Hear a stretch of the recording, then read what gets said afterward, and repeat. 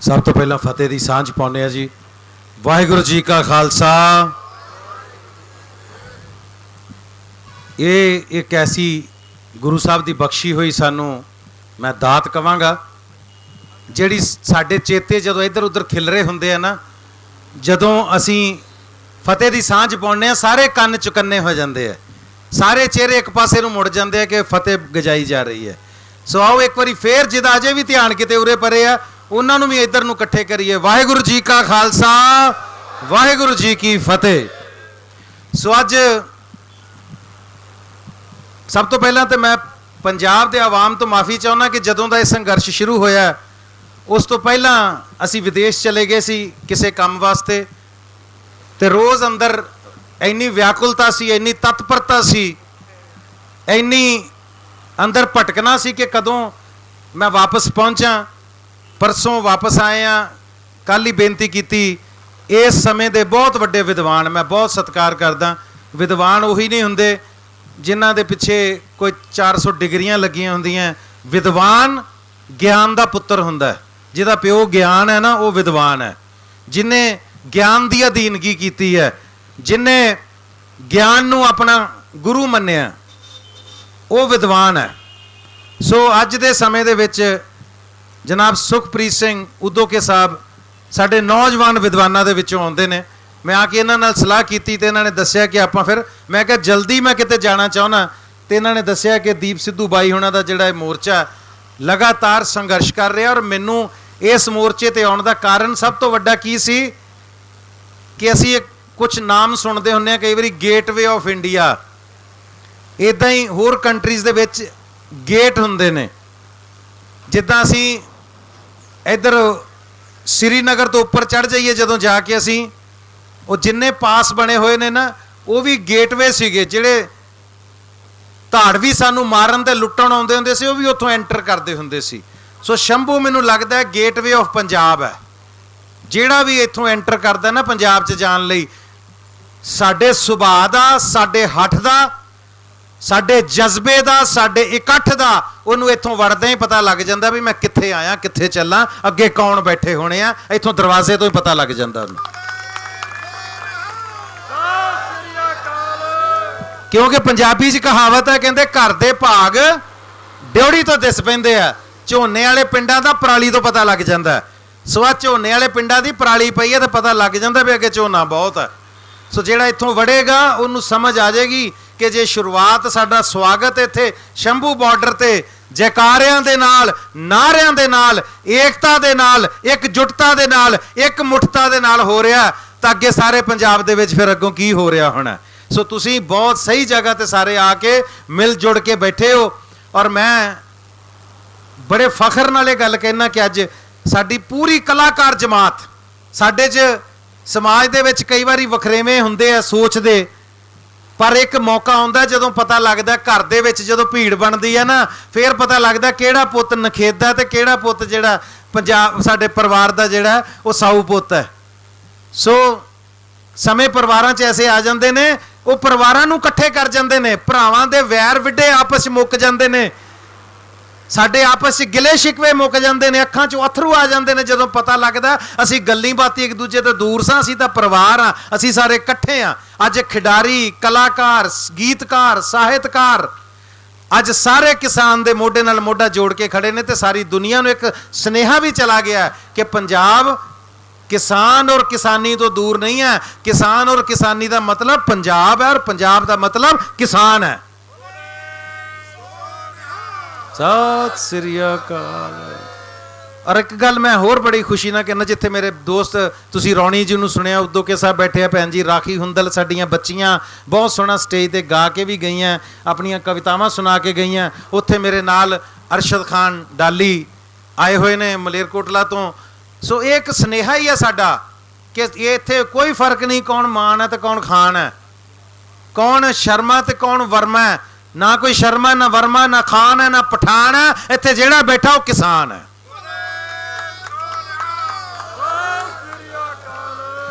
और लोग जाते ने जदों किसी मुहिम ते किसी संघर्ष दे विच कोई दान लैके जांदा है नगदी का, कोई लंगर लैके जांदा है, ਕੋਈ ਮੀਡੀਆ ਆਪਣੇ ਨਾਲ ਲੈ ਕੇ ਜਾਂਦਾ ਹੈ, ਕੋਈ ਗੱਡੀਆਂ ਦਾ ਕਾਫਲਾ ਆਪਣੇ ਨਾਲ ਲੈ ਕੇ ਜਾਂਦਾ ਹੈ, ਕੋਈ ਪੂਰਾ ਭੀੜ ਭੜੱਕਾ ਆਪਣੇ ਨਾਲ ਲੈ ਕੇ ਜਾਂਦਾ ਹੈ। ਮੈਂ ਅੱਜ ਬੜੇ ਫਖਰ ਨਾਲ ਕਹਿ ਰਿਹਾ ਕਿ ਮੈਂ ਹੋਰ ਕੁਝ ਨਹੀਂ, ਮੈਂ ਆਪਣੇ ਨੌਜਵਾਨ ਪੁੱਤਰ ਨੂੰ ਨਾਲ ਲੈ ਕੇ ਆਇਆ ਕਿ ਜੇ ਮੈਂ ਕਿਸਾਨ ਦਾ ਪੁੱਤ ਹਾਂ ਤੇ ਇਹ ਵੀ ਕਿਸਾਨ ਦਾ ਪੁੱਤ ਹੈ। ਇਹ ਸੰਘਰਸ਼ ਦਾ ਮਤਲਬ ਸਮਝੇ। ਮੇਰਾ ਪੁੱਤਰ ਦੇਖੇ ਕਿ ਪੁੰਜੇ ਬਹਿ ਕੇ ਸੰਘਰਸ਼ ਵਿੱਚ ਕਿਵੇਂ ਹਿੱਸਾ ਲਈਦਾ, ਸੰਘਰਸ਼ ਨੂੰ ਕਿਵੇਂ ਸਮਝੀਦਾ, ਕਿਉਂਕਿ ਕਦ ਤੱਕ ਸਾਡੇ ਕੋਲੇ ਸਭ ਕੁਝ ਰਹਿਣਾ, ਵਾਗਡੋਰ ਨੌਜਵਾਨਾਂ ਕੋਲ ਜਾਣੀ ਹੈ। ਔਰ ਜਿਹੜੀਆਂ ਬੱਚੀਆਂ ਨੂੰ ਮੈਂ ਖੁਸ਼ੀ ਨੂੰ ਔਰ ਛੋਟੀ ਬੱਚੀ ਨੂੰ ਖੜਾਉਣ ਨੂੰ ਜਦੋਂ ਮੈਂ ਸੁਣਿਆ ਤੇ ਇੱਕ ਮਨ 'ਚ ਕੌਨਫੀਡੈਂਸ ਆਇਆ ਕਿ ਅਸੀਂ ਕਿਤੇ ਨਹੀਂ ਮਰਦੇ, ਸਾਨੂੰ ਕੋਈ ਨਹੀਂ ਮਾਰ ਸਕਦਾ। ਮੈਨੂੰ ਇਹਨਾਂ ਬੱਚਿਆਂ ਵੱਲ ਦੇਖ ਕੇ ਉਹ 17 ਯਾਦ ਆ ਗਈਆਂ ਕਿ ਮੰਨੂ ਸਾਡੀ ਦਾਤਰੀ, ਅਸੀਂ ਮੰਨੂ ਦੇ ਸੋਏ, ਸਾਨੂੰ ਜਿਉਂ-ਜਿਉਂ ਮੰਨੂ ਵੱਢਦਾ ਅਸੀਂ ਦੂਣ ਸਵਾਏ ਹੋਏ। ਉਹ ਕਿਹੜੇ ਕਿਸਾਨ ਦੀਆਂ ਗੱਲਾਂ ਕਰਦੇ, ਸਾਡੀਆਂ ਤਾਂ ਫਸਲਾਂ ਆ ਬੈਠੀਆਂ ਜੇ। ਚੱਲ ਕਾਕਾ ਇੱਕ ਵਾਰੀ ਤੂੰ ਵੀ ਖੜਾ ਹੋ ਜਾ ਪੁੱਤ। ਨਹੀਂ ਬਸ ਠੀਕ ਹੈ, ਬਸ ਠੀਕ ਹੈ, ਕੋਈ ਨਹੀਂ, ਦੇਖ ਲੈ। ਸੋ ਮੈਂ ਬੇਨਤੀ ਇਹ ਕਰਦਾ ਜੀ ਕਿ ਇਹ ਫਸਲਾਂ ਬੈਠੀਆਂ ਸਾਡੀਆਂ, ਕਿਹੜੇ ਕਿਸਾਨ ਨੂੰ ਬਰਬਾਦ ਕਰ ਲੋਗੇ। ਆ ਸਾਡੀ ਬੱਚੀ ਖਰੋੜ ਵੀ ਫਸਲ ਹੈ, ਸਾਡੀ ਆਉਣ ਵਾਲੀ ਨਸਲ ਹੈ। ਖੁਸ਼ੀ ਸਾਡੀ ਬੇਟੀ ਫਸਲ ਹੈ, ਸੁਖਨ ਬੇਟਾ ਇਹ ਵੀ ਫਸਲ ਹੈ। ਸੋ ਅਸੀਂ ਫਸਲਾਂ ਤਿਆਰ ਕਰ ਲਈਆਂ ਨੇ, ਕਿਸਾਨ ਦਾ ਨੁਕਸਾਨ ਨਹੀਂ ਤੁਸੀਂ ਕਰ ਸਕਦੇ ਕਦੇ ਵੀ। ਔਰ ਮੈਨੂੰ ਕਿਉਂਕਿ ਬਿੱਲਾਂ ਤੇ ਬਹੁਤ ਗੱਲ ਹੋ ਗਈ, ਹੋਰ ਸਰਕਾਰਾਂ ਤੇ ਵੀ ਤਵੇ ਬੜੇ ਲੱਗ ਗਏ, ਪੋਲੀਟੀਕਲ ਗੱਲਾਂ ਵੀ ਹੋ ਗਈਆਂ, ਇੱਧਰ ਉੱਧਰਲੇ ਮੁੱਦਿਆਂ ਤੇ ਵੀ ਗੱਲਾਂ ਹੋ ਗਈਆਂ। ਮੈਂ ਅੱਜ ਉਹਨਾਂ ਮੁੱਦਿਆਂ ਤੇ ਗੱਲਾਂ ਨਹੀਂ ਕਰਨੀਆਂ। ਮੈਂ ਕਿਸੇ ਸਰਕਾਰ ਨੂੰ, ਕਿਸੇ ਲੀਡਰ ਨੂੰ ਭੰਡਣ ਨਹੀਂ ਆਇਆ, ਉਹ ਪੋਲੀਟੀਕਲ ਗੱਲਾਂ ਹੁੰਦੀਆਂ ਨੇ। ਮੈਂ ਤੇ ਇਹ ਵੀ ਕਹਿਣਾ ਵਾ, ਜਿੱਦਾਂ ਅੱਜ ਸਿੱਧੂ ਸਾਹਿਬ ਸਟੇਜ ਤੋਂ ਕਹਿ ਰਹੇ ਸੀ ਕਿ ਪ੍ਰਗਟ ਸਿੰਘ ਹੋਣਾ ਨੇ ਆਉਣਾ ਸੀ, ਮੈਂ ਉਹਨਾਂ ਦੇ ਸਾਹਮਣੇ ਕਹਿਣਾ ਸੀ ਕਿ ਤੁਸੀਂ ਇਦਾਂ ਕੀਤਾ, ਪਰ ਨਹੀਂ। ਜੇ ਕੋਈ ਬੰਦਾ ਇੱਥੇ ਸਾਥੀ ਬਣ ਕੇ, ਸੰਗੀ ਬਣ ਕੇ, ਸੰਘਰਸ਼ਸ਼ੀਲ ਬਣ ਕੇ ਇੱਥੇ ਆ ਕੇ ਬਹਿਣਾ ਚਾਹੁੰਦਾ, ਉਹ ਕਿਸੇ ਪਾਰਟੀ ਦਾ ਹੋਵੇ, ਕਿਸੇ ਧਰਮ ਦਾ, ਕਿਸੇ ਜ਼ਾਤ ਦਾ, ਉਹਦਾ ਸਿਰਫ ਸਵਾਗਤ ਕਰੋ। ਅੱਜ ਮਿਹਣੇ ਮਾਰਨ ਦਾ ਟਾਈਮ ਨਹੀਂ। ਆਪਣੀ ਪਾਰਟੀ ਦਾ ਝੰਡਾ ਆਪਣੀ ਗੱਡੀ 'ਚ ਰੱਖ ਕੇ, ਆਪਣੇ ਘਰ ਰੱਖ ਕੇ, ਸੰਘਰਸ਼ਸ਼ੀਲ ਬਣ ਕੇ ਇੱਥੇ ਆ ਕੇ ਬੈਠੇ ਤਾਂ ਕਿਸਾਨ ਹੀ ਆ ਸਾਡੇ ਨਾਲ। ਤੇ ਜੇ ਕੋਈ ਚਾਹਵੇ ਕਿ ਮੈਂ ਲੀਡਰੀ ਚਮਕਾਉਣ ਆਇਆ, ਆਪਣੀ ਪਾਰਟੀ ਦਾ ਝੰਡਾ ਬੁਲੰਦ ਕਰਨ ਆਇਆ, ਤੇ ਉਹਨੂੰ ਕੋ ਭਾਈ ਆ ਸੜਕਾਂ ਇੱਕ ਇੱਧਰ ਨੂੰ ਜਾਂਦੀ, ਇੱਕ ਇੱਧਰ ਨੂੰ, ਜਿੱਧਰ ਜਾਣਾ ਹੀ ਨਿਕਲ ਜਾ, ਤੇਰੀ ਥਾਂ ਕੋਈ ਨਹੀਂ ਸਾਡੇ ਸੰਘਰਸ਼ ਦੇ ਵਿੱਚ। ਅਸੀਂ ਪਾਰਟੀਆਂ ਔਰ ਲੀਡਰ ਚਮਕਾਉਣ ਨੂੰ ਨਹੀਂ ਇੱਥੇ ਬੈਠੇ। ਜਿੰਨੇ ਪੰਜਾਬ ਦੀ ਗੱਲ ਕਰਨੀ ਹੈ, ਪੰਜਾਬ ਦੀ ਕਿਸਾਨੀ ਦੀ ਗੱਲ ਕਰਨੀ ਹੈ, ਪੰਜਾਬ ਦੀ ਜਵਾਨੀ ਦੀ ਗੱਲ ਕਰਨੀ, ਉਹ ਸਾਡੇ ਨਾਲ ਇੱਥੇ ਬਹਿ ਜੇ। ਵਰਨਾ ਰਾਹ ਤੁਹਾਨੂੰ ਪਤਾ ਨੇ ਕਿੱਧਰ ਕਿੱਧਰ ਨੂੰ ਜਾਣਾ, ਚਲੇ ਜਾਓ, ਨਹੀਂ ਤੇ ਅਗਲੇ ਗੱਡੀ 'ਚ ਭਾਲ ਕੇ ਘੱਲ ਦੇਣਗੇ। ਇਹਨਾਂ ਨੂੰ ਘੱਲਣਾ ਵੀ ਆਉਂਦਾ।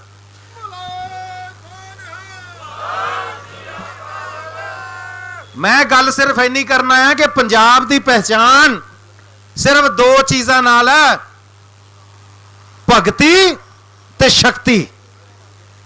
ਪੰਜਾਬ ਦੀ ਪਹਿਚਾਨ ਕੀ ਹੈ?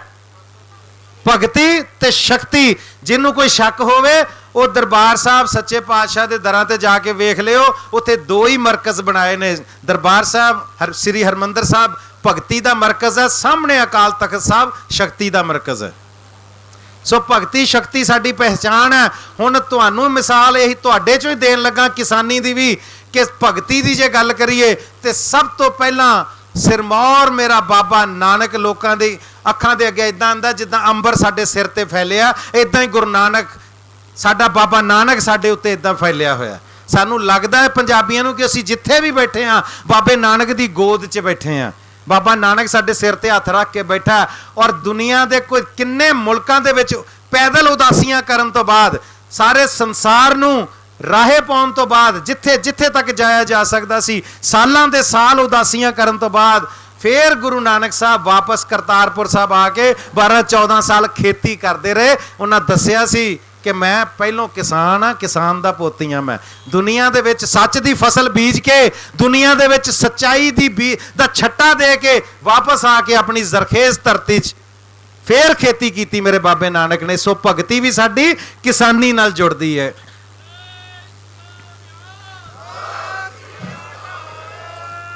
ਸੋ ਭਗਤੀ ਤੋਂ ਬਾਅਦ ਜੇ ਆ ਜਾਈਏ ਸ਼ਕਤੀ ਦੀ ਗੱਲ ਕਰੀਏ ਤੇ ਆ ਤੁਹਾਡੇ ਸਾਹਮਣੇ ਯੋਧੇ ਦੀ ਫੋਟੋ ਲੱਗੀ ਹੈ। 23 ਸਾਲ 7 ਮਹੀਨੇ ਦੀ ਉਮਰ ਦੇ ਵਿੱਚ ਫਾਂਸੀ ਦਾ ਰੱਸਾ ਚੁੰਮਣ ਵਾਲਾ ਸਾਡਾ ਇਹ ਨੌਜਵਾਨ, ਇਹਦੀ ਜ਼ਿੰਦਗੀ ਦੀ ਸਭ ਤੋਂ ਪਹਿਲੀ ਘਟਨਾ ਜੇ ਕਿਸੇ ਨੂੰ ਯਾਦ ਹੋਵੇ, ਆਪਣੇ ਖੇਤਾਂ ਦੇ ਵਿੱਚ ਤੀਲੇ ਬੀਜਦਾ ਪਿਆ ਸੀ। ਤੀਲੇ। ਇਹਨੂੰ ਕਿਸੇ ਨੇ ਪੁੱਛਿਆ ਸੀ, ਪੁੱਤਰਾ ਇਹ ਕੀ ਕਰਦਾ? ਕਹਿੰਦਾ ਦੰਬੂਕਾਂ ਬੀਜ ਰਿਆਂ। ਇਹ ਬੰਦੂਕਾਂ ਉੱਗਣਗੀਆਂ ਤੇ ਮੈਂ ਅੰਗਰੇਜ਼ਾਂ ਦੇ ਸੀਨੇ ਪਾੜਾਂਗਾ। ਸੋ ਭਗਤੀ ਔਰ ਸ਼ਕਤੀ ਦੋਨੋਂ ਕਿਸਾਨੀ ਦੇ ਨਾਲ ਜੁੜੀਆਂ ਹੋਈਆਂ ਨੇ। ਸੋ ਸਾਡੀਆਂ ਜੜ੍ਹਾਂ, ਇਹ ਜਿਹੜੇ ਪਿਛਲੇ ਵਿਜ਼ਡਮ ਟੁੱਥ ਜਿਹਨੂੰ ਕਹਿੰਦੇ ਨਾ, ਮਗਰਲੀ ਦਾੜ, ਕਹਿੰਦੇ ਇਹੀ ਪੱਟਣੀ ਔਖੀ ਹੁੰਦੀ ਹੈ, ਬਾਕੀ ਤਾਂ ਪੱਟੀਆਂ ਜਾਂਦੀਆਂ ਜਮੂਰ ਨਾਲ, ਕਿਉਂਕਿ ਇਹਨਾਂ ਦੀਆਂ ਦੋ ਜੜ੍ਹਾਂ ਹੁੰਦੀਆਂ ਐਦਾਂ ਦੋਵੇਂ ਪਾਸੇ। ਸੋ ਇਹ ਕਿਸਾਨੀ ਦੀਆਂ ਜੜ੍ਹਾਂ ਤੁਹਾਨੂੰ ਪਤਾ ਹੀ ਨਹੀਂ ਕਿੱਥੇ ਕਿੱਥੇ ਤੱਕ ਫੈਲੀਆਂ ਔਰ ਕਿੰਨੀਆਂ ਇਹ ਡੂੰਘੀਆਂ ਨੇ। ਜੇ ਕੋਈ ਸੋਚੇ ਪੰਜਾਬ ਦੇ ਕਿਸਾਨ ਨੂੰ, ਪੰਜਾਬ ਦੀ ਕਿਸਾਨੀ ਨੂੰ ਹਿਲਾ ਸਕਦਾ, ਇਹਨੂੰ ਹਰਾ ਸਕਦਾ, ਤੇ ਉਹਦੇ ਮਨ ਦਾ ਬਹੁਤ ਵੱਡਾ ਵਹਿਮ ਹੈ। ਜਦੋਂ ਵਹਿਮ ਕੱਢਣਾ ਹੋਵੇ ਕੋਈ ਕਿਤੇ ਵੀ ਕੱਢ ਲੈ, ਕਿਉਂਕਿ ਕਿਸਾਨੀ ਪੰਜਾਬ ਦੀ ਤਰਜ਼ਮਾਨੀ ਹੈ। ਕਿਸਾਨੀ ਨੂੰ ਖਤਮ ਕਰਨਾ ਪੰਜਾਬ ਨੂੰ ਖਤਮ ਕਰਨ ਵਾਲੀ ਗੱਲ ਹੈ। ਔਰ ਬੜੇ ਬੜੇ ਸਿਤਮਗਰ ਇਹ ਸੋਚ ਕੇ ਪੰਜਾਬ 'ਚ ਆਏ ਕਿ ਪੰਜਾਬ ਨੂੰ ਖਤਮ ਕਰ ਦੇਣਾ। ਇਹ ਤਾਂ ਉਹ ਥਾਂ ਹੈ, ਉਹ ਧਰਤੀ ਹੈ ਜਿੱਥੋਂ ਅਨਾਉਂਸ ਹੋ ਗਿਆ ਸੀ ਕਿ ਲਓ ਜੀ ਇਹ ਕੌਮ ਖਤਮ ਹੋ ਗਈ ਹੈ। ਉਦੋਂ ਫਿਰ ਬੋਤਾ ਸਿੰਘ ਗਰਜਾ ਸਿੰਘ ਨੇ ਚੁੰਗੀ ਲਾਤੀ ਸੀ, ਕਹਿੰਦਾ ਚੁੰਗੀ ਦਿਓਗੇ ਤੇ ਅੱਗੇ ਜਾਣ ਦੇਣਾ, ਨਹੀਂ ਤੇ ਨਹੀਂ ਜਾ ਸਕਦੇ।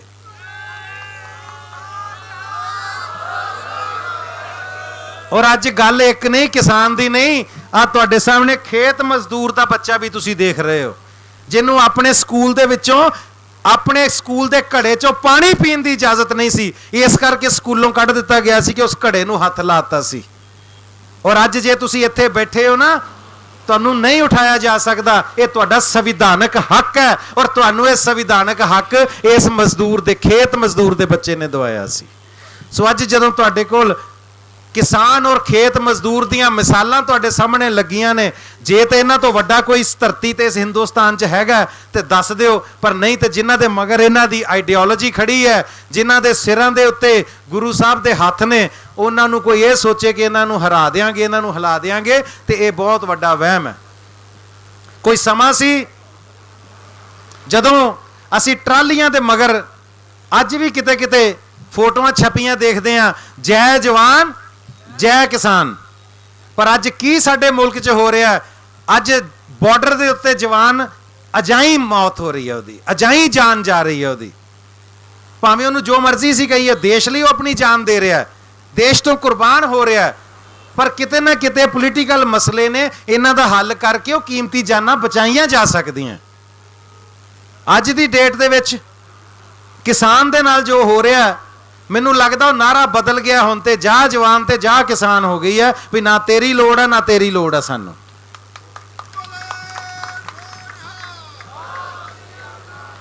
ਮੈਂ ਹਿੰਦੁਸਤਾਨ ਦੇ ਹਰ ਘਰ ਦੇ ਵਿੱਚ ਦੇਖਿਆ, 90% ਘਰਾਂ 'ਚ ਦੇਖਿਆ ਕਿ ਜਦੋਂ ਅਸੀਂ ਸਵੇਰੇ ਰੋਟੀ ਖਾਣ ਲੱਗਦੇ ਹਾਂ, ਦੁਪਹਿਰੀ ਰਾਤ ਜਦੋਂ ਰੋਟੀ ਮਿਲਦੀ ਹੈ ਨਾ, ਜਿੰਨੇ ਦਾਨਿਸ਼ਮੰਦ ਲੋਕ ਨੇ, ਜਿੰਨੇ ਉਸ ਰੱਬ ਦੀ ਰਜ਼ਾ 'ਚ ਰਹਿਣ ਵਾਲੇ ਲੋਕ ਨੇ, ਉਹ ਪਹਿਲਾਂ ਪ੍ਰਸ਼ਾਦਾ ਹੱਥ 'ਚ ਫੜ ਕੇ ਉਹਨੂੰ ਨਮਸਕਾਰ ਕਰਦੇ ਆ, ਰੱਬ ਦਾ ਸ਼ੁਕਰੀਆ ਅਦਾ ਕਰਦੇ ਆ।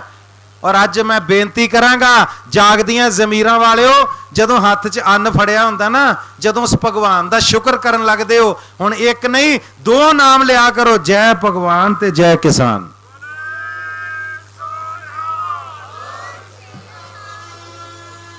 ਔਰ ਇੱਕ ਮਜ਼ੇ ਦੀ ਗੱਲ, ਜਿੰਨੀ ਵਾਰ ਵੀ ਪਾਰਲੀਮੈਂਟ ਦੇ ਵਿੱਚ ਆਰਡੀਨੈਂਸ ਦੇ ਉੱਤੇ ਬਹਿਸ ਹੋਈ, ਬਹਿਸ ਤਾਂ ਹੋਈ ਨਹੀਂ ਖੈਰ, ਵਿਚਾਰ ਹੋਈ ਜਾਂ ਇਹਨੂੰ ਲਾਗੂ ਕਰਨ ਬਾਰੇ ਗੱਲਾਂ ਹੋਈਆਂ, ਲੰਬਾ ਸਮਾਂ ਚੱਲਿਆ, ਜਿੰਨੀ ਵਾਰ ਵੀ ਬੈਠਕਾਂ ਹੋਈਆਂ, ਮੀਟਿੰਗਸ ਹੋਈਆਂ, 2-4 ਘੰਟੇ ਬਾਅਦ ਜਦੋਂ ਕਿਸਾਨੀ ਦੀ ਕਿਸਮਤ ਲਿਖੀ ਜਾ ਰਹੀ ਸੀ, ਕਿਸਾਨ ਦੀ ਕਿਸਮਤ ਨਹੀਂ, ਕਿਸਾਨ ਦੀ ਬਰਬਾਦੀ ਲਿਖੀ ਜਾ ਰਹੀ ਸੀ, ਉਦੋਂ ਵੀ ਹਰ 4 ਘੰਟੇ ਬਾਅਦ ਕਹਿੰਦੇ ਸੀ ਬ੍ਰੇਕ ਹੈ, ਜਾकर खाना खा के आते हैं, जाकर रोटी खा के आते हैं। ਤੇ ਜਦੋਂ ਬ੍ਰੇਕ ਦੇ ਵਿੱਚ ਰੋਟੀ ਖਾਣ ਲੱਗਦੇ ਸੀ, ਰੋਟੀ ਦਾਲ ਚਾਵਲ ਹੱਥ 'ਚ ਫੜ ਕੇ ਮਾਸਾ ਦਰਦ ਨਹੀਂ ਸੀ ਆਉਂਦਾ ਕਿ ਬ੍ਰੇਕ ਲੈ ਕੇ ਜਿਹੜੀ ਚੀਜ਼ ਖਾਣ ਆਏ ਆ, ਇਹਨੂੰ ਪੈਦਾ ਕਰਨ ਵਾਲੇ ਨੂੰ ਬਰਬਾਦ ਕਰਨ ਦੀਆਂ ਤਿਆਰੀਆਂ ਕਰਦੇ ਪਏ ਅੰਦਰ।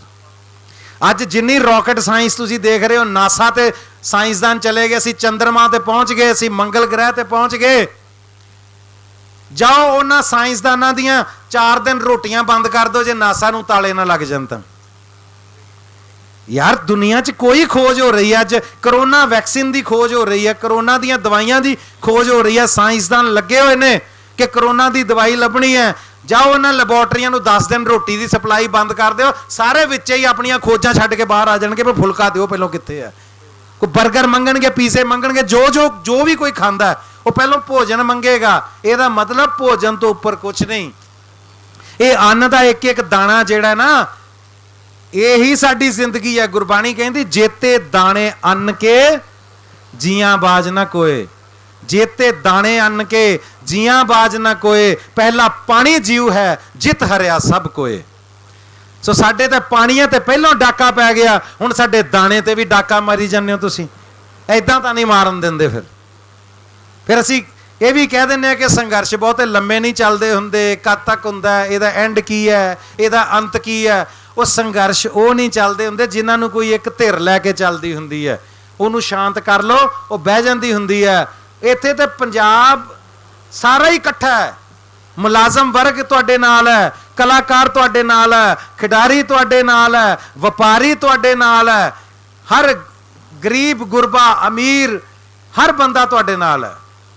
ਔਰ ਅਸੀਂ ਜਿੰਨੀ ਮਰਜ਼ੀ ਸਿਆਸਤਦਾਨਾਂ ਨੂੰ ਵੀ ਗਾਲਾਂ ਕੱਢੀਏ, ਪਰ ਉਹ ਵੀ ਕਿਤੇ ਨਾ ਕਿਤੇ, ਕਈ ਸਾਰੇ ਨਹੀਂ, ਕਈ ਉਹਨਾਂ ਚੋਂ ਕਿਸਾਨਾਂ ਦੇ ਪੁੱਤਰ ਜੋ ਵੀ ਅੰਦਰੋਂ ਤੁਹਾਡੇ ਨਾਲ ਹੀ ਨੇ ਕਿ ਯਾਰ ਗੱਲ ਤਾਂ ਗਲਤ ਹੈ, ਜੋ ਹੋ ਰਿਹਾ ਕਿਸਾਨ ਨਾਲ ਇਹ ਗਲਤ ਹੈ। ਸੋ ਇਸ ਕਰਕੇ ਇਹ ਸੰਘਰਸ਼ ਨੂੰ ਜੇ ਤੁਸੀਂ ਸੋਚੋ ਕਿ ਤਾਰਪੀਡੋ ਕਰ ਦਿਓਗੇ, ਇਹਨੂੰ ਖਤਮ ਕਰ ਦਿਓਗੇ, ਤੇ ਉਹ ਨਹੀਂ ਹੋਣਾ। ਔਰ ਮੈਨੂੰ ਇਹ ਨਹੀਂ ਸਮਝ ਆਉਂਦੀ ਕਿ ਇਹ ਬਿੱਲ ਕਹਿੰਦੇ ਕਿਸਾਨ ਦੇ ਹੱਕ 'ਚ ਨੇ, ਕਿਸਾਨ ਦੇ ਹਿੱਤ ਵਿੱਚ ਨੇ, ਪਰ ਮੈਨੂੰ ਇਹ ਨਹੀਂ ਸਮਝ ਆਉਂਦੀ ਕਿ ਇਹ ਹੱਕ ਮੰਗੇ ਕਦੋਂ ਸੀ ਕਿਸਾਨ ਨੇ, ਕਦੋਂ ਅਰਜੀ ਪਾਈ ਸੀ ਕਿ ਸਾਨੂੰ ਇਦਾਂ ਦੇ ਬਿੱਲ ਬਣਾ ਕੇ ਦਿਓ। ਇੱਕ ਛੋਟੀ ਜੀ ਗੱਲ ਹੈ, ਆਪ ਸੜਕ ਦੇ ਉੱਤੇ ਹੁਣੇ ਬੱਸ ਰੋਕ ਲਓ, ਇੱਕ ਆ ਬਾਪੂ ਜੀ ਬੈਠੇ, ਇਹਨਾਂ ਨੂੰ ਬੱਸ ਚੜਾ ਦਿਓ, ਬਾਪੂ ਜੀ ਤੁਸੀਂ ਕਰਨਾਲ ਚਲੇ ਜਾਓ। ਉਹ ਭਾਈ ਕੂਣੀਆਂ ਮਾਰੂਗਾ, ਮੈਂ ਜਾਣਾ ਹੀ ਨਹੀਂ ਯਾਰ। ਉਹ ਕਹਿੰਦਾ ਨਹੀਂ ਬਾਪੂ ਤੈਨੂੰ ਜਾਣਾ ਪੈਣਾ। ਉਹ ਕਹਿੰਦਾ ਮੈਂ ਕਰਨਾਲ ਜਾਣਾ ਹੀ ਨਹੀਂ। ਕਹਿੰਦੇ ਨਹੀਂ ਬਹੁਤ ਸੋਹਣਾ ਸ਼ਹਿਰ ਹੈ। ਉਹ ਕਹਿੰਦਾ ਮੈਂ ਜਾਣਾ ਹੀ ਨਹੀਂ। ਉਹ ਕਹਿੰਦਾ ਨਹੀਂ ਤੂੰ ਕਰਨਾਲ ਜਾਏਗਾ ਤੈਨੂੰ ਬਹੁਤ ਚੰਗਾ ਲੱਗੇਗਾ। ਉਹ ਕਹਿੰਦਾ ਮੇਰਾ ਪਿੰਡ ਇੱਧਰ ਹੈ ਯਾਰ, ਮੈਂ ਇੱਧਰ ਜਾਣਾ, ਮੈਂ ਕਿਉਂ ਕਰਨਾਲ ਜਾਵਾਂ। ਹੁਣ ਤੁਸੀਂ ਧੱਕੇ ਇਹਨਾਂ ਨੂੰ ਬੱਸ 'ਚ ਚੜਾਓਗੇ, ਬਾਅਦ ਚ ਕਹੋਗੇ ਅਸੀਂ ਦਾ ਭਲਾ ਕੀਤਾ, ਉਹ ਮੰਨੇਗਾ ਤੁਸੀਂ ਮੇਰਾ ਭਲਾ ਕਰ ਰਹੇ ਹੋ। ਉਹਨੇ ਚੜਨਾ ਹੀ ਨਹੀਂ ਬੱਸੇ, ਕਿਉਂ ਚੜਾ ਰਹੇ ਹੋ। ਜਿਹੜੀ ਚੀਜ਼ ਅਸੀਂ ਮੰਗੀ ਨਹੀਂ ਤੁਹਾਡੇ ਕੋਲੋਂ, ਸਾਨੂੰ ਚਾਹੀਦੀ ਨਹੀਂ, ਸਾਡੇ ਤੇ ਕਿਉਂ ਥੋਪ ਰਹੇ ਹੋ। ਜਿਹੜਾ ਅੱਗੇ ਸ਼ੂਗਰ ਦਾ ਮਾਰਿਆ ਉਹਨੂੰ ਕਹੀ ਜਾਂਦੇ ਜਲੇਬੀਆਂ ਖਾ, ਤੈਨੂੰ ਖਾਣੀਆਂ ਪੈਣੀਆਂ, ਤੇ ਭਾਈ ਉਹ ਲੂਣ ਘੋਟਣਾ ਹੀ ਮਾਰੂ ਸਿਰ 'ਚ ਫਿਰ ਤੁਹਾਡੇ, ਵੀ ਮੈਂ ਕਿਉਂ ਖਾਵਾਂ। ਫਿਰ ਤੁਹਾਨੂੰ ਧੋਖਾ ਦੇਣ ਲਈ, ਤੁਹਾਡੇ ਨਾਲ ਝੂਠ ਬੋਲਣ ਲਈ ਇਹ ਕਿਹਾ ਜਾ ਰਿਹਾ ਕਿ MSP ਅਸੀਂ ਕਦੋਂ ਖਤਮ ਕੀਤੀ ਹੈ। MSP ਤਾਂ ਰਹੇਗੀ। ਜੇ MSP ਰਹੇਗੀ ਤਾਂ ਉਹਨੂੰ ਬਿੱਲਾਂ 'ਚ ਐਡ ਕਿਉਂ ਨਹੀਂ ਕੀਤਾ। ਉਹਦਾ ਜਵਾਬ ਦਿੰਦੇ ਆ ਕਿ ਮੋਦੀ ਸਾਹਿਬ ਕਹਿ ਤਾਂ ਰਹੇ ਹੈ, ਮੋਦੀ ਸਾਹਿਬ ਨੇ ਕਹਿ ਦਿਆ ਤਾਂ ਕਹਿ ਦਿਆ, ਤੇ ਮੋਦੀ ਸਾਹਿਬ ਨੇ ਬੈਠੇ ਰਹਿਣਾ। ਹੋਰ 2-3-4 ਸਾਲ ਨੂੰ ਸਰਕਾਰ ਬਦਲ ਗਈ, ਅਗਲੀ ਸਰਕਾਰ ਕੋਈ ਆ ਗਈ, ਜਦੋਂ ਅਸੀਂ ਉਹਨਾਂ ਨੂੰ ਕਹਾਂਗੇ ਮੋਦੀ ਸਾਹਿਬ ਨੇ ਕਿਹਾ ਸੀ, ਕਹਿੰਦੇ ਉਹਨਾਂ ਨੂੰ ਪੁੱਛ ਲਓ ਜਾ ਕੇ, ਸਾਨੂੰ ਤਾਂ ਨਹੀਂ ਪਤਾ। ਜਿਹੜੀ ਚੀਜ਼ ਲਾਅ 'ਚ ਹੀ ਨਹੀਂ ਲਿਖੀ ਉਹ ਕੋਈ ਕਿੱਦਾਂ ਮੰਨ ਲੇਗਾ। ਇਹ ਉਹੀ ਗੱਲ ਹੈ ਨਾ, ਜਾ ਕੇ ਕਿਤੇ ਘਰ ਬਣਾਉਣਾ ਸ਼ੁਰੂ ਕਰ ਦਿਓ, ਉਹ ਕਹਿਣਗੇ ਭਾਈ ਸਾਹਿਬ ਕਿੱਧਰ ਇੱਟਾਂ ਸਟਾਈ ਜਾਂਦੇ ਹੋ, ਇਹ ਤੇ ਸਾਡਾ ਪਲਾਟ ਹੈ। ਕਹਿੰਦੇ ਸਾਨੂੰ ਨਹੀਂ ਪਤਾ, ਸਾਡੇ ਦਾਦਾ ਜੀ ਕਹਿੰਦੇ ਸੀ ਆਪਣਾ ਹੀ ਆ। ਤੇ ਹੁਣ ਉਹ ਦਾਦੇ ਦੇ ਕਹਿਣ ਤੇ ਘਰ ਬਣਾ ਲਓਗੇ। ਉਹ ਕਹਿਣਗੇ ਰਜਿਸਟਰੀ, ਕਹਿੰਦੇ ਉਹ ਤਾਂ ਹੈ ਨਹੀਂ, ਕਹਿੰਦੇ ਕਾਗਜ਼ਾਂ 'ਚ ਤੁਹਾਡਾ ਨਾਂ ਨਹੀਂ ਬੋਲਦਾ, ਇੱਥੇ ਘਰ ਕਿੱਦਾਂ ਬਣਾ ਲਓਗੇ। ਸੋ ਜਦ ਕਾਗਜ਼ਾਂ 'ਚ ਸਾਡੇ ਲਾਅ ਦੇ ਵਿੱਚ MSP ਤੁਸੀਂ ਸ਼ਾਮਲ ਨਹੀਂ ਕੀਤੀ, ਮੂੰਹ ਜ਼ਬਾਨੀ ਅਖੇ ਆਪੇ ਮੈਂ ਰੱਜੀ ਪੁੱਜੀ, ਆਪੇ ਮੇਰੇ ਬੱਚੇ ਜੀਣ, ਤੁਸੀਂ ਆਪੇ ਹੀ ਆਪਣੀਆਂ ਚੀਜ਼ਾਂ ਨੂੰ ਆਪ ਹੀ ਇੰਡੋਰਸ ਕਰ ਰਹੇ ਹੋ ਜਿਨ੍ਹਾਂ ਦੀ ਕੋਈ ਵੈਲਿਊ ਨਹੀਂ। ਉਸ ਤੋਂ ਬਾਅਦ ਤੁਸੀਂ ਚਾਹ ਰਹੇ ਹੋ ਕਿ ਕਿਸਾਨ ਇਸ ਗੱਲ ਨੂੰ ਮੰਨ ਜਾਏ ਕਿ ਤੁਸੀਂ ਜੋ ਕਹਿ ਰਹੇ ਹੋ।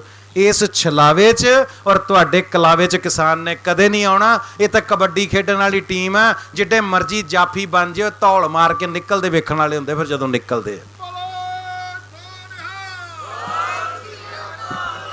ਸੋ ਮੈਂ ਸਿਰਫ ਇੰਨੀ ਬੇਨਤੀ ਕਰਨ ਆਇਆ ਸੀ, ਕਿਉਂਕਿ ਮੈਂ ਬਿੱਲਾਂ ਬਾਰੇ ਬਹੁਤ ਜ਼ਿਆਦਾ ਡਿਟੇਲ 'ਚ ਇਸ ਕਰਕੇ ਨਹੀਂ ਗਿਆ। ਤੁਸੀਂ ਸਾਰਿਆਂ ਨੇ ਸਭ ਕੁਝ ਸੁਣ ਲਿਆ, ਪੜ੍ਹ ਲਿਆ, ਔਰ ਜੇ ਉਹਨੂੰ ਜ਼ਿਆਦਾ ਵਿਸਥਾਰ ਨਾਲ ਦੱਸਿਆ ਜਾ ਸਕਦਾ ਤੇ ਉਦੋਂ ਕੇ ਸਭ ਦੱਸ ਸਕਦੇ ਜਿਨ੍ਹਾਂ ਦਾ ਰਿਸਰਚ ਹੁੰਦਾ ਇਸ ਚੀਜ਼ ਤੇ। ਬਾਕੀ ਮੰਚ ਤੇ ਆ ਕੇ ਅੱਧਾ ਪੌਣਾ ਘੰਟਾ ਹੋਰ ਗੱਲਾਂ ਕਰਕੇ ਬੋਲ ਕੇ ਚਲੇ ਜਾਣਾ, ਫਲਾਣਾ ਮਾੜਾ ਫਲਾਣਾ ਚੰਗਾ, ਉਹ ਅਲੱਗ ਗੱਲ ਹੈ। ਮੈਂ ਸਿਰਫ ਇਹ ਕਹਾਂਗਾ ਵੀ ਮੈਂ ਆਪਣੀ ਗੱਲ ਬੋਲਿਆ, ਜਿਹੜੀ ਮੁੱਦਿਆਂ ਤੇ ਗੱਲ ਹੈ ਉਹ ਉਦੋਂ ਕੇ ਸਭ ਤੁਹਾਨੂੰ ਜ਼ਿਆਦਾ ਵਧੀਆ ਦੱਸ ਸਕਦੇ ਨੇ।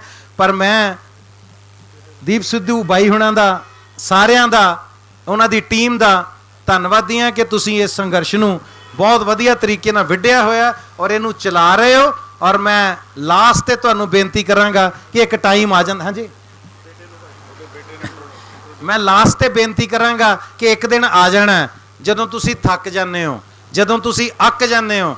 ਇੱਕ ਟਾਈਮ ਆ ਜਾਂਦਾ ਜਦੋਂ ਸਾਨੂੰ ਲੱਗਣ ਲੱਗ ਪੈਂਦਾ ਕਿ ਯਾਰ, ਜਿਹਨੂੰ ਅੰਗਰੇਜ਼ੀ 'ਚ ਅਸੀਂ ਕਹਿੰਦੇ ਚੀਜ਼ਾਂ ਸਟੇਲ ਹੋ ਜਾਂਦੀਆਂ, ਉਹਨਾਂ ਚੀਜ਼ਾਂ 'ਚ ਉਤਸ਼ਾਹ ਮੁੱਕਣਾ ਸ਼ੁਰੂ ਹੋ ਜਾਂਦਾ ਹੈ। ਉਹ ਦਿਨ ਨਾ ਕਦੇ ਆਉਣ ਦਿਓ, ਕਿਉਂਕਿ ਉਹੀ ਤੁਹਾਡੀ ਜਿੱਤ ਤੋਂ ਪਹਿਲਾ ਦਿਨ ਹੁੰਦਾ, ਉਸ ਤੋਂ ਅੱਗੇ ਤੁਹਾਡੀ ਜਿੱਤ ਹੁੰਦੀ ਹੈ। ਜਿਹੜਾ ਉਸ ਦਿਨ ਤੋਂ ਪਿੱਛੇ ਮੋੜ ਆਵੇ ਉਹ ਕਦੇ ਨਹੀਂ ਜਿੱਤ ਸਕਦਾ। ਜਦੋਂ ਥੱਕਣ ਨੂੰ ਅੱਕਣ ਨੂੰ ਮਨ ਕਰੇ, ਸਮਝੋ ਤੁਹਾਡੀ ਜਿੱਤ ਬਹੁਤ ਨੇੜੇ ਆ। ਜੇ ਹੁਣ ਥੱਕ ਗਏ, ਹੁਣ ਅੱਕ ਗਏ, ਜੇ ਹੁਣ ਪੱਕ ਗਏ, ਤੇ ਸਮਝੋ ਸਾਡਾ ਬਹੁਤ ਵੱਡਾ ਨੁਕਸਾਨ ਹੈ। ਸੋ ਬੇਨਤੀ ਕਰਾਂਗਾ ਕਿ ਇਸ ਸੰਘਰਸ਼ ਦਾ ਇੱਕੋ ਹੀ ਐਂਡ ਹੈ, ਇਸ ਸੰਘਰਸ਼ ਦਾ ਇੱਕੋ ਹੀ ਅੰਤ ਹੈ, ਇਹਨਾਂ ਬਿੱਲਾਂ ਦੀ ਵਾਪਸੀ ਔਰ ਕਿਸਾਨ ਦੀ ਜਿੱਤ। ਜਦ ਤੱਕ ਕਿਸਾਨ ਨਹੀਂ ਜਿੱਤ ਜਾਂਦਾ, ਇਹ ਕਾਲੇ ਕਾਨੂੰਨ ਵਾਪਸ ਨਹੀਂ ਹੁੰਦੇ। ਇਹ ਉਹੀ ਧਰਤੀ ਹੈ ਜਿੱਥੇ ਲੋਕਾਂ ਨੇ ਸਾਈਮਨ ਕਮਿਸ਼ਨ ਵਾਪਸ ਮੋੜ ਦਿੱਤਾ ਸੀ। ਜਦੋਂ ਅੰਗਰੇਜ਼ ਸਾਰੇ ਸੰਸਾਰ 'ਚ ਹਕੂਮਤ ਕਰਦਾ ਹੁੰਦਾ ਸੀ, ਉਦੋਂ ਵੀ ਸਾਈਮਨ ਕਮਿਸ਼ਨ ਨੂੰ ਕਿਹਾ ਸੀ, ਸਾਈਮਨ ਕਮਿਸ਼ਨ ਗੋ ਬੈਕ।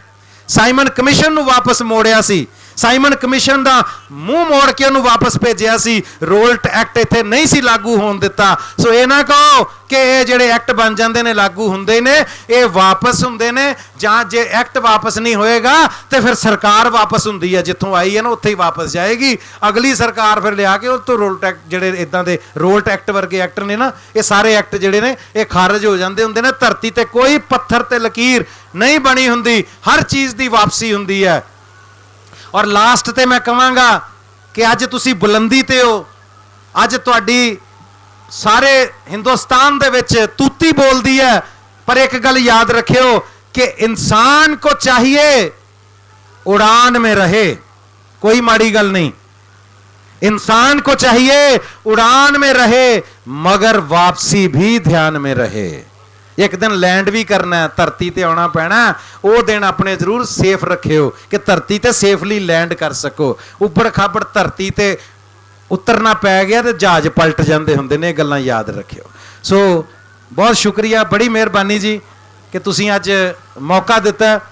और फिर जिथे जिथे भी कदे लोड़ पएगी, बाहर सां ते दूर सां, अज आ गए हैं। हुण जिथे जदों लोड़ पएगी इस संघर्ष दे विच, इस मुहिम दे विच तुहाडे सारियां दे नाल हमेशा हाज़र हाँ। बाकी काम भी चलते रहने ने, पर जिथे जदों याद किया जाएगा असीं पंजाब दी किसानी लई, पंजाब दी जवानी लई और पंजाब दे हर एक हित लई खड़े हाँ। क्योंकि अगे सिर्फ दो चीज़ां ते पहरा देना पै रहा सी, रुख ते और कुख ते।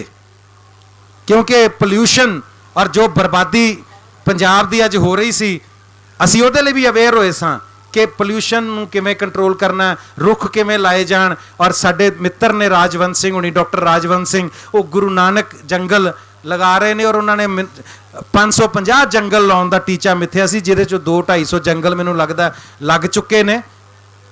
रुख ते पहरा दे रहे सां, धीआं नूं मारिया जा रहा सी, कुख ते पहरा दे रहे सां, तीसरा पहरा शुरू हो गया जे रुख ते कुख ते हुण भुख ते। किसान नूं भुखा नहीं मरन देना। जे जागदी जमीर है, अंदर आत्मा जागदी है, ये दुनिया का अंदाता, दुनिया नूं रजाउण वाला। किसान ना भुखा मरे, इहदे नाल खड़े रहो सारे। इन्नी क बेनती करदा, तुहाडे तों इजाजत चाहना। बहुत शुक्रिया, बड़ी मेहरबानी। किसान मजदूर एकता, किसान मजदूर